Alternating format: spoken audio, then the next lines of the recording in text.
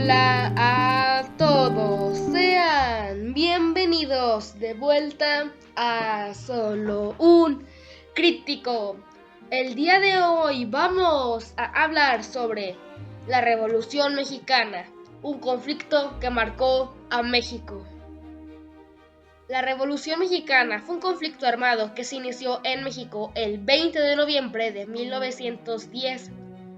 Los antecedentes del conflicto se remontan a la situación de México bajo la dictadura conocida como el Porfiriato.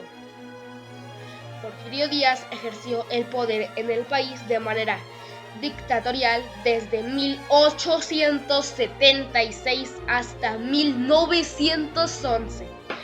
Durante estos 35 años, México experimentó un notable crecimiento económico y tuvo estabilidad política, pero estos logros se realizaron con altos costos sociales que pagaron los estratos menos favorecidos de la sociedad y la oposición política al régimen de Díaz.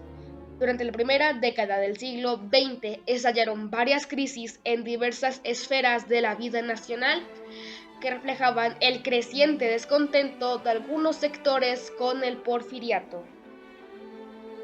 Cuando Porfirio Díaz aseguró en una entrevista que se retiraría al final de su mandato sin buscar la reelección, la situación política comenzó a agitarse. La oposición al gobierno cobró relevancia ante la postura manifestada por Díaz. En ese contexto, Francisco I. Madero realizó diversas giras en el país con miras a formar un partido político que eligiera a sus candidatos en una asamblea nacional y compitiera en las elecciones. Díaz lanzó una nueva candidatura a la presidencia y Madero fue arrestado en San Luis Potosí por sedición.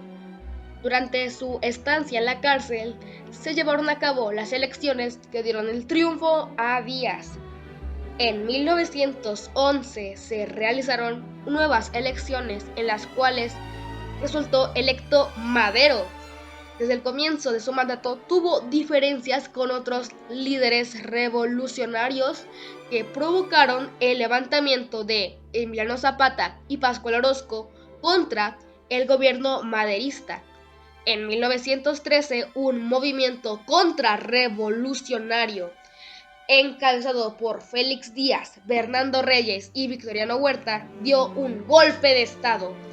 El levantamiento militar conocido como Decena Trágica terminó con el asesinato de Madero, su hermano Gustavo y el vicepresidente Pino Suárez. Huerta asumió la presidencia, lo que ocasionó la reacción de varios jefes revolucionarios como Venustiano Carranza y Francisco alias Pancho Villa. Tras un poco más de un año de lucha y después de la ocupación estadounidense de Veracruz, Huerta renunció a la presidencia y huyó del país.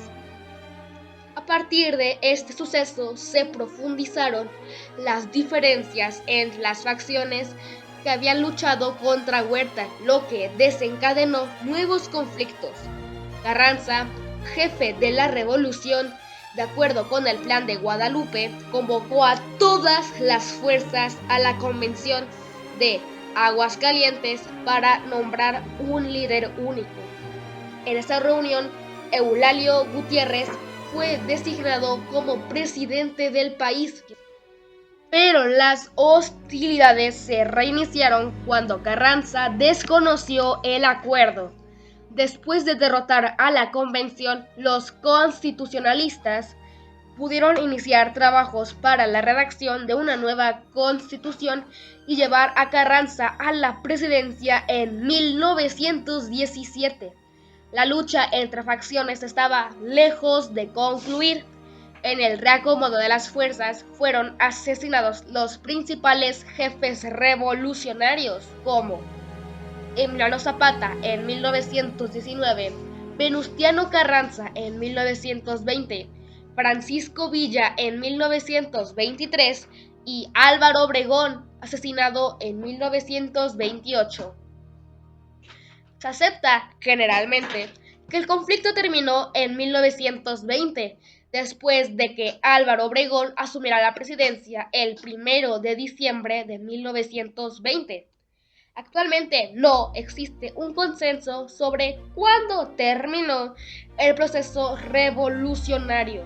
Algunas fuentes lo sitúan en 1917, con la proclamación de la Constitución mexicana, o en 1924, con la presidencia de Plutarco Elías Calles, o quizás en 1928, con el asesinato del reelecto presidente Álvaro Obregón. Incluso hay algunas fuentes que aseguran que el proceso se extendió hasta los años 1940, como Alfonso Taracena. Espero que hayan disfrutado del video de hoy. Dejen su opinión en los comentarios. Muchísimas gracias por ver.